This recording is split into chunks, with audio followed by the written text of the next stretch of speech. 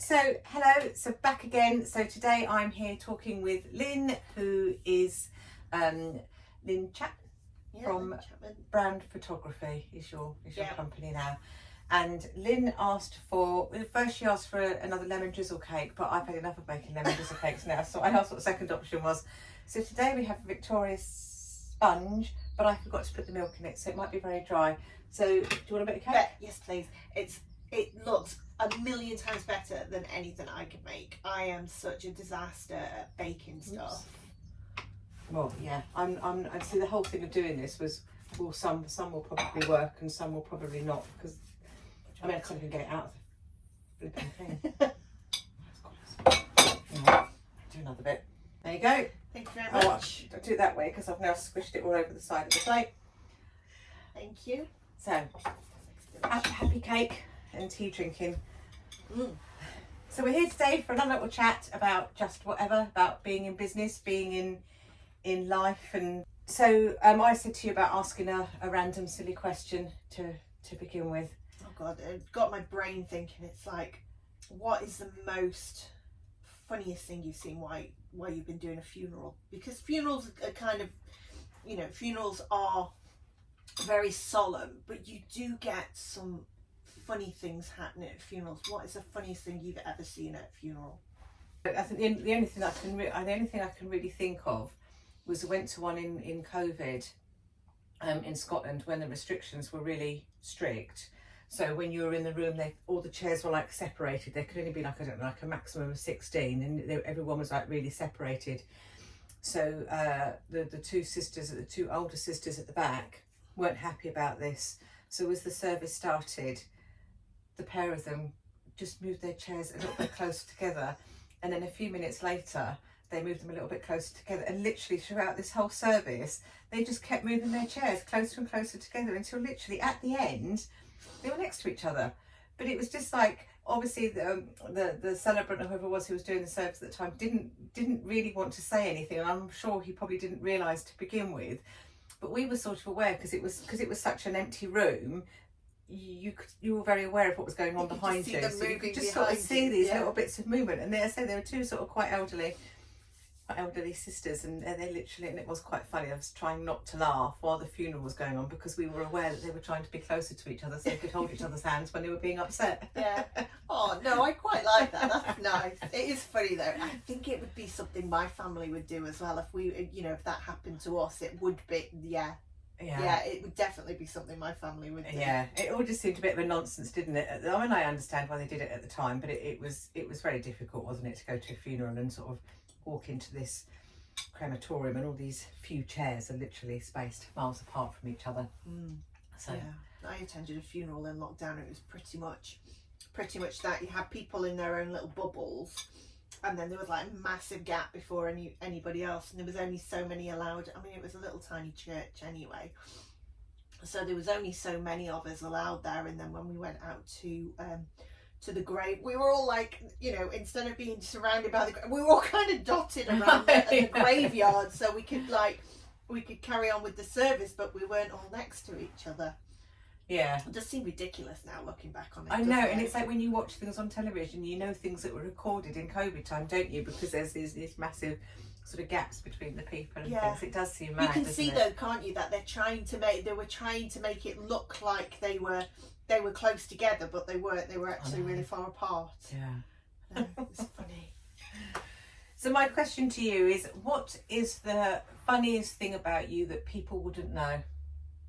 Oh, crikey! I'm trying to think.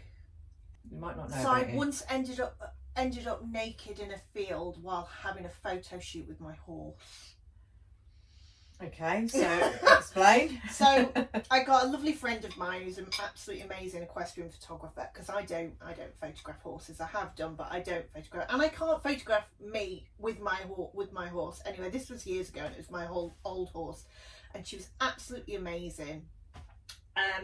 But I got this concept that I wanted to sit on her back with no saddle, and then this really flowy, long maternity dress that I got, that you didn't have to use for maternity, obviously. I wasn't pregnant at the time.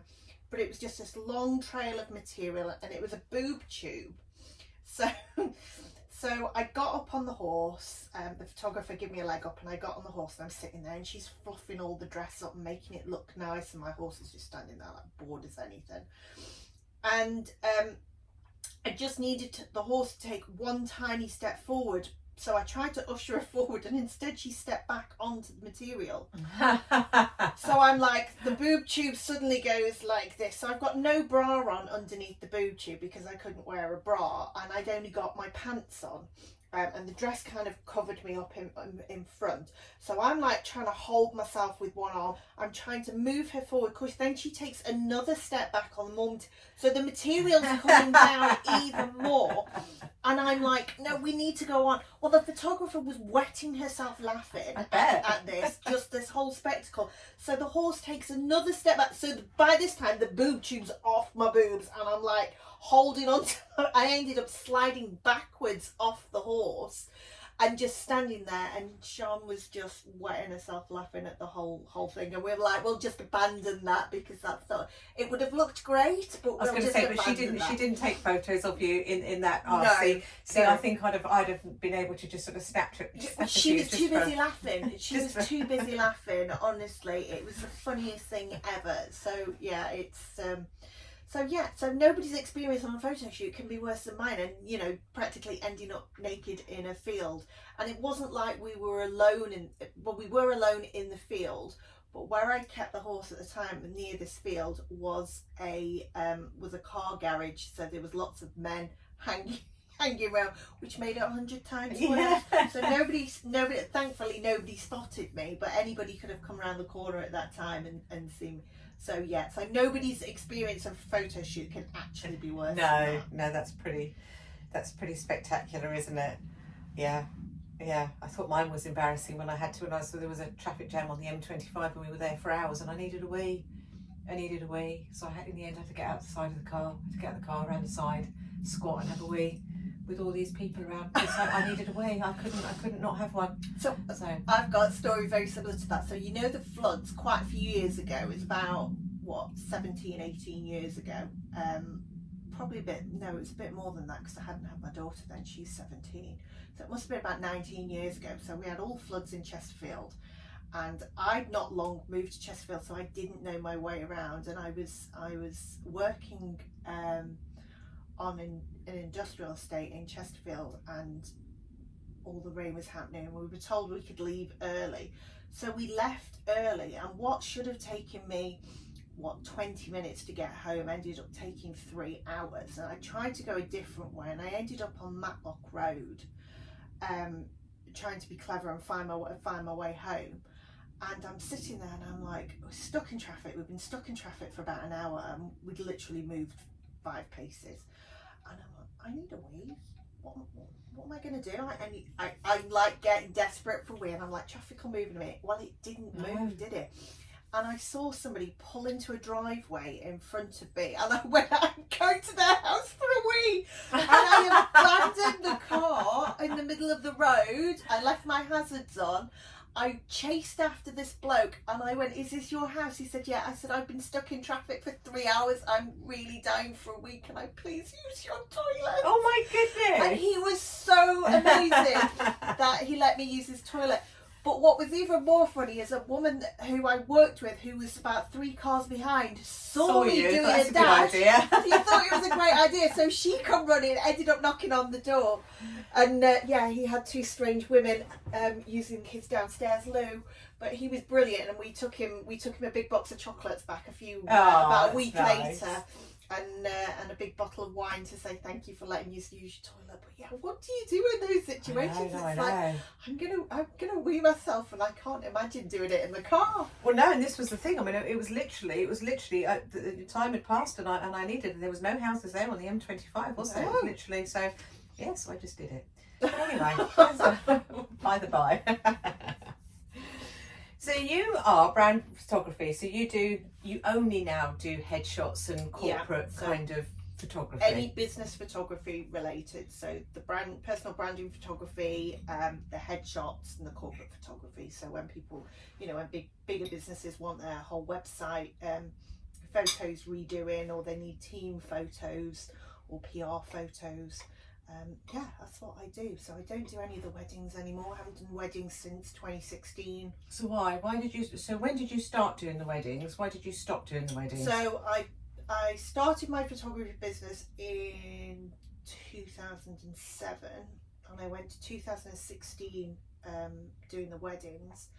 So as I was doing the weddings, I would shoot brand photos for wedding suppliers. So it'd be like, oh Lynn, can you just take me a few shots as I'm setting up the room, you know, that sort of thing. So it'd be, you know, I was already doing the brand photography without knowing it was actually brand photography. But after doing the weddings, it naturally progressed from my couples then wanted, you know, family photos and baby photos. So I learned how to do newborn photography and became very, very, very busy. And it got to the point, I got 2 small children at home, and it got to the point where I was working all through the week doing newborns and then all weekend doing the weddings. So I was like, well, something's got to give. And in the end, I was just like, well, the weddings can go because they're very stressful. Because, you know, if anything happens to you on the day, you know, you can't phone them up and say, can we postpone? A wedding's still going to go ahead. So they were always really, really stressful. So I got rid of the weddings and carried on doing the newborns, and that took off for a good few years. And then as COVID hit, I was doing more and more of the brand photography. So I split the 2 businesses. So I got Wings Photography and then Brand Photography by Wings. So I split the 2 because brand photography didn't actually go with the babies. So I got a whole website full of babies and then just one page on my website for the brand photography. So they didn't sit hand in hand, like babies and children's photography and weddings kind of all sit together. Yeah. The branding photography didn't. So I split the 2 businesses. And then it got a bit much, trying to run two separate businesses with 2 separate websites with 2 sets of social media, and it was like, I just can't do this anymore. And I was really, really enjoying doing the brand photography. So I thought, well, my knees and my back are hurting from, you know, being crouched over babies all the time. I will give the brand photography a go, and that's where I am. So yeah, I've been doing that solely for the last 3 years, I think. So yeah, I dropped the baby photography. So how's it been? Is it easier than you thought? Is it more of a struggle? How is it sort of, because this is the thing, isn't it? It's like, you know, we were saying this, you put all this stuff on social media, and obviously you put yourself out there, don't you, as you know, being successful, and everyone puts their stuff out there. Oh, look, I've got this going on, but I think behind the scenes a lot of the time it's much trickier than that. Definitely. And at the time as well, we got my father-in-law living with us because he got diagnosed during COVID with Alzheimer's. So I'd been having him come over as well. So my workload kind of dropped down because I became his carer as well. So when I decided I wasn't going to do newborns and I was just going to do the brand photography, it was almost like I was starting again, because I was really, really well known for the newborns, wasn't really well known for the business side, business stuff. So it's been almost like starting again from scratch. So it has been the last three years. It's been building the business back up, which is, you know, it's hard. It used to be really easy when you started a business, and now it's like, well, I don't know how I did it.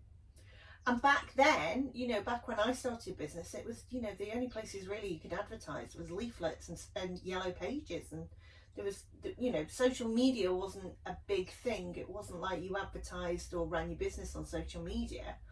So it's like, it almost seems like it should be easier to run a business now because of all the free marketing that you can do. But I think it's harder now than it was. I think it's, yeah, everyone that I've sort of spoken to, not mind doing the podcast, but just all the networking things that I go to, it seems to be, everyone sort of says that it's harder, and doing the wedding fairs and things, you know, talking to other wedding suppliers, you know, the cake makers, everyone seems to be saying that the work has got less for a lot of people. And I don't know whether part of it was during COVID, where people were then, you know, taken out of their work situations. It made lots of people revalue you know, think about their lives and decide that they didn't want to be on the hamster wheel anymore, and actually we're going to look for something different. And where there's more and more people out there now wanting to be self-employed and thinking that, well, you know, they can advertise on social media and it's got to be easier to get work. But I think maybe social media is so massively swamped. How do you get found on social media? You know, if I sort of search for things, so just recently I've been looking at some travel things, like some motorhome things, and watching these people, and I mean they're great, but I sit there thinking, well, what made them pop up over another couple? Because whilst they were fine to listen to, they didn't say anything that was like, oh my god, these people are just so brilliant. They didn't make me you know, fall around the floor laughing, or they didn't give me the most information that, oh my goodness, thank goodness I listened to that. So it's like, what makes them up the scale? I think with social media it's become very much a popularity contest. Yeah. And if you haven't got, you know, a massive amount of followers, the algorithm pushes you down, which is really, you know, really unfair, isn't it? It will show you content that really you're not interested in or you're not suited in, but you'll have some slight match when you're searching, and because they've got thousands of followers, they will be right at the top of the list. So I think it has become a bit of a popularity contest. So it's, you know, you've got to build your following up on social media, and that's not easy in this day and age, because people are, well, they're bored and you know, they want to watch interesting stuff and fast-paced stuff, and sometimes that's not what your business is or who you are. So yeah, it can become really, really hard. It's like when you used to do, when I got the newborns, when I was doing the newborns, and I would do Facebook ads. I could put a Facebook ad on for 200 quid, and I know without a shadow of a doubt I get at least 5 bookings from it. Now if you spent 200 quid, you wouldn't see anything. You'd have to be spending upwards of 2 grand to get even a single booking. It's become a lot harder, and again, that's because of how the algorithm works. Yeah, and it's having to work for so many people, isn't it? And I think, you know, again, doing networking and speaking to these marketing people, you know, like Marketing Chicken and things, but as you say, it's a chicken and egg situation, isn't it? Because when you're starting up, you know, I can't afford to be spending all this money for, I mean, I've done my website, I do wedding fairs, you know, I spend money on all those sorts of things. If I've got a social media person or a marketing manager or whatever you call them, they are expensive. That is a lot of money that you're spending on that. And I think as well with the marketing people, there's a lot out there that will say they will do one thing and then actually they don't, and you've then wasted a lot of money. Yeah. So it's like, you know, how do you sort out who's actually going to do what they say and actually get you some bookings? Because it is really difficult, because anybody can say, well, we can do this and we can do that, and you know, this, that and the other, and it's like, but how can you? I know. You know, prove to me that that's what you can do, and I'll quite happily hand my money over to you, but most of the time they can't. No, and they can't guarantee to get you business, can they? And I know that they, you know, that's the case. They can't guarantee they're going to get you business, but I can't justify paying that kind of money. So my whole social media is me just doing it myself. But I'm not a social media person. I've never been until going into this. I've never flipping TikTok or Instagram. I've never been on them, and now all of a sudden I'm trying to create posts. And that's it again in this modern day of business, being self-employed. It's not. You know, we went self-employed because we wanted to do what we love doing. For me, it's taking photos. But now you've got so many hats that you have to wear, and the social media manager is one of them. And it's like, I don't like social media. I don't want to spend all my time on social media. And then it's like, well, follow this trend, follow that trend. What's these doing? How are they getting bookings? You know, do what they're doing. And it can be so difficult to kind of then take a step back and go, actually, I don't want to do that. I want to do something different. And that, but yes, so I found that hard as well, because I then watch other celebrants and I look, you know, I follow other celebrants and then I see their posts and I think, oh my goodness, that's so good. Oh, that's such a good take. Oh, and then I just feel, I just feel that I haven't got it. And then so to begin with, I was sort of trying to be all things and everything, and then it was like, no, you know, I need to just be me, and because I can't sort of try and be anything else, but I do still look at all these other people's and think, oh, that's a really good idea, oh, I wish I'd thought of that, oh, you know, oh, you come across really, and just question myself all the time. And I just think it can be quite it can be damaging. Yes, it can be really, really damaging, and sometimes you just have to go, I'm not going to look at them anymore, I'm just going to do my own thing. But yeah, it is hard, because you see all these other people doing really well, or you presume they're doing really well because what they're putting on social media, and you're like, well, no better than I am. And sometimes, I mean, for me, photography, it's like I will see some photographers and they look like they're doing amazing. I'm like, how are they getting work? Their photos are crap. You know, it's like they're times better. And but that's the thing. But this is my question: is, are they getting work? Because if they were getting so much work, if they were so good, then they wouldn't need to be spending all their time on social media. Oh, I don't know. It's hard. It is. Yeah. It is hard, yeah. And then you don't know, you know, are they doing that shoot for free just so they've got some content to post? You know, are they actually getting paid for that? You just don't know, do you? So, you know, it is kind of, most people only show the good side on social media. They won't actually post about the struggles. Which I've done. But I did it recently, and actually I got, you know, I don't ever get a huge amount of hits on any of my posts, but I did get quite a few hits on that one, and I did get quite a few sort of likes on that one, because I think I just sort of sat there and said, you know, it's tough setting yourself up, being self-employed. And yeah, well, I did it at the start of the just before the new year, and I put a post on, and it was about how you're going to see a lot of posts popping up. Oh, it's been an amazing year. I'm looking back on 2025. It's been so amazing. Blah, blah, blah. This has been brilliant. Da, da, da, da, da. And everybody's just bigging up about how big their year is. And, you know, I have done that in the past, even if it hasn't been a great year. And I thought, do you know what? No, I'm not going to do that this time. So I posted about how you'll see this. And I went, here's the honest truth for me. It's been a meh year. It's not been bad. It's not been great. It's been a meh year, and that's what it's been for me. And I got so many comments on that about, you know, oh yeah, I've had a bit of a crap year, or I've had a meh year.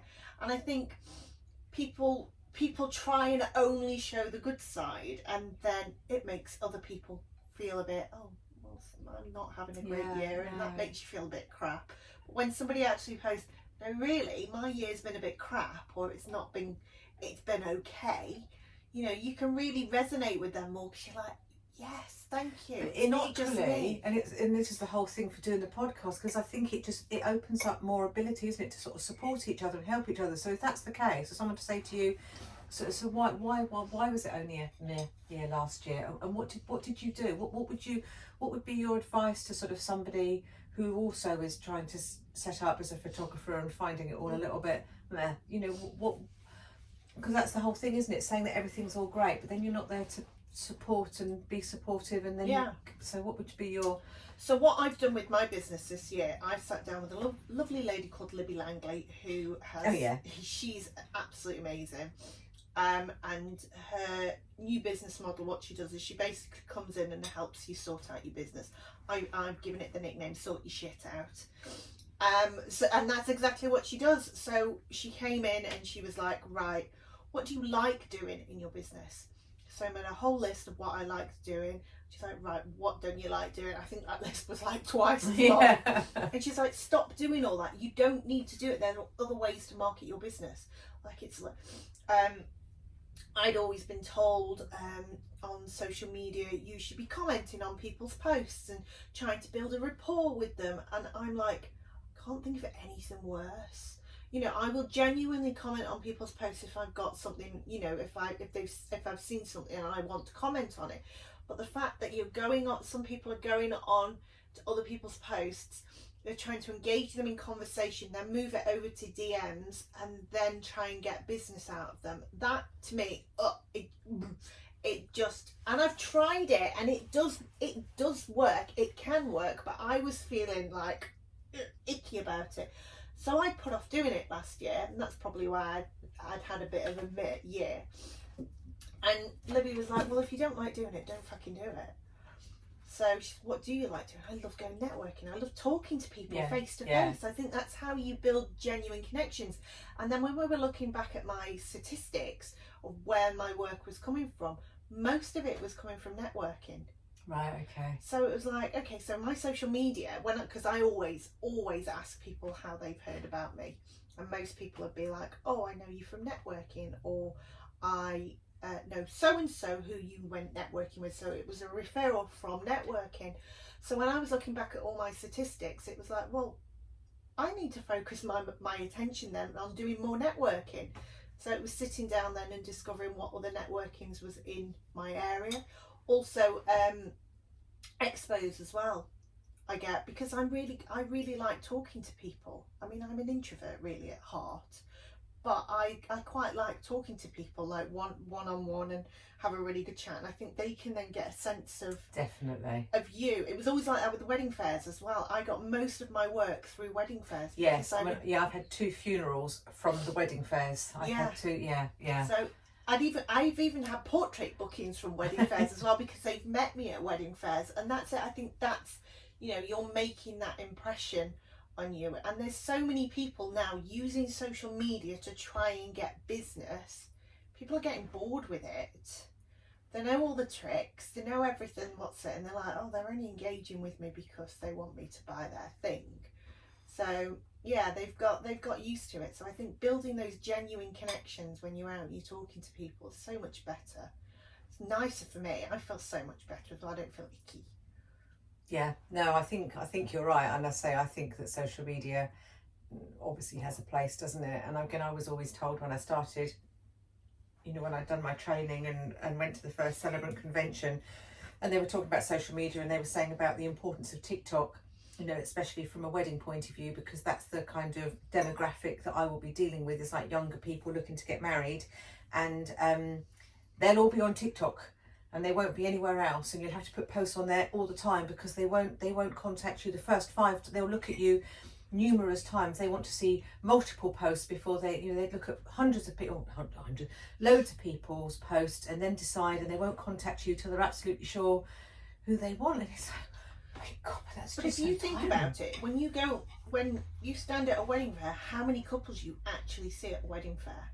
And most of them will make their decisions based on who they've met at the wedding fair, because they've met them in person, not because they've seen, you know, a great photographer or a great celebrant on TikTok or whatever, because they might go, oh, that's amazing, they're amazing, but the people actually might be really horrible. And I used to say to my wedding clients, it's like, you're getting me. If we don't get along, there's no point in hiring me. No, because all you're going to feel is resentment that you don't like me. Even if my work is the best in the world, when you look at your photos, you'll only see resentment, feel resentment. And it's about that feeling, rather than, you know, we're going to get on great and we're going to have a laugh and I'm going to be part of your day. Because a photographer is with a wedding couple, through the whole day, you know, much more than anybody else. You've got to really get on with your photographer. If you don't, you're just going to have a miserable time. And you can't wait to tell them to sod off. So you know, thinking back on it, it is the wedding fairs that brought me in most of my business. The problem with wedding fairs for me is because of being a celebrant, people come to a wedding fair generally once they've got engaged, and the first thing people do when they get engaged is decide when they're going to get married, and they book their venue. Because obviously venues get booked, and at that point the venue says to them, we can't confirm the booking until you've booked your registrar. So they'll book the registrar because they want to have the booking of the venue confirmed. Then they'll come to a wedding fair and they'll find out what a celebrant is, and they're like, oh, I like that idea, but they don't then want to change because they've booked and paid the deposit for their registrar, because they've gone down that route. So a lot of people that I'm finding at wedding fairs are interested in celebrants and what celebrants do, and they like they're quite happy with doing the legal bit separately, but they've already sort of committed themselves to the pathway that they're on. So you need to try and so get I'm on in a there bit of a before. back foot what by the time I get to when, I mean, not all the time, and actually the one I did the other day at Ringwood Hall is probably the time when I've spoken to the most couples who were newly engaged and had only really started hadn't really done anything, and it was the first time that it's like, oh, okay, you know, you're a couple that I can sort of engage with and might have a thingy with. But as I say, for the other ones that I've done, it's been, you know, we've booked a registrar. Yeah.